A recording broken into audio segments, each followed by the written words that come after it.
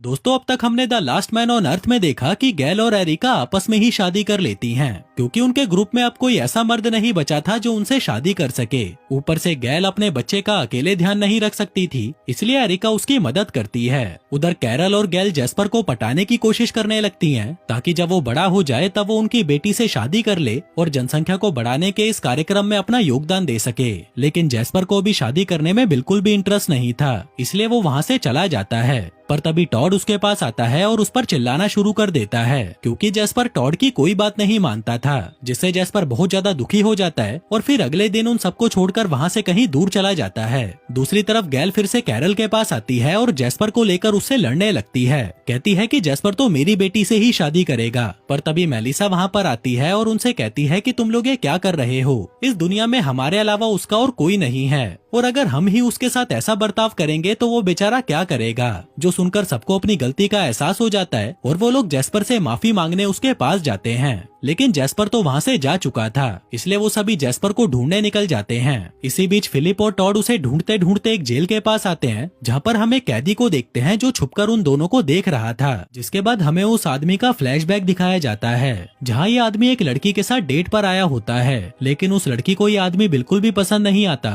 तो वह उठकर वहाँ से चली जाती है। जिसके बाद वो आदमी भी अपने घर आ जाता है। वो अपना फ्रिज खोलता है तो उसके अंदर एक डेड बॉडी पड़ी होती है, मतलब कि वो एक सीरियल किलर था। जिसके बाद वो अपना खाना बनाता है और फिर अपने कुत्ते को बाहर वॉक पर ले जाता है। लेकिन जब वो घर वापस आता है तो देखता है कि उसके घर के बाहर पुलिस आई होती है, इसलिए वो जल्दी से अपनी कार में बैठकर उस शहर को छोड़कर भागने लगता है। लेकिन तभी रास्ते में उसकी गाड़ी खराब हो जाती है, इसलिए वो किसी से लिफ्ट मांगने लगता है। फिर जब एक आदमी उसकी मदद करता है तो ये उसे भी मार देता है और उसकी गाड़ी को लेकर वहाँ से भाग जाता है। वो वहाँ से सीधा मैक्सिको आ जाता है, जहाँ पर वो एक पेंटर की सारी पेंटिंग्स खरीद लेता है, ताकि सबको ऐसा लगे कि वो भी एक पेंटर है। आगे जब वो एक आदमी की पेंटिंग बना रहा था, तभी अचानक वो कुछ लेने के लिए अपने रूम के अंदर चला जाता है। वहीं जो आदमी अपनी पेंटिंग बनवाने आया था, वो पानी पीने के लिए जैसे ही उसका फ्रिज खोलता है तो उसे फ्रिज के अंदर इंसानों के शरीर के कटे हुए टुकड़े मिलते हैं, जिन्हें देखकर उस आदमी की फट जाती है और वो वहाँ से भाग जाता है। उधर ये भी उस आदमी को देखकर वहाँ से भाग जाता है और एक होटल में जाकर छुप जाता है, क्योंकि इसे लग रहा था कि वो आदमी पुलिस को जाकर सब कुछ बता देगा। और होता भी कुछ ऐसा ही है। अगली सुबह पुलिस आकर उस आदमी को पकड़ लेती है और उठाकर जेल में बंद कर देती है। वहीं जेल में भी ये आदमी पेंटिंग करने का नाटक करता है और जिस मुस्टंडे की ये पेंटिंग बना रहा था उसे भी ये बाद में मारने वाला था।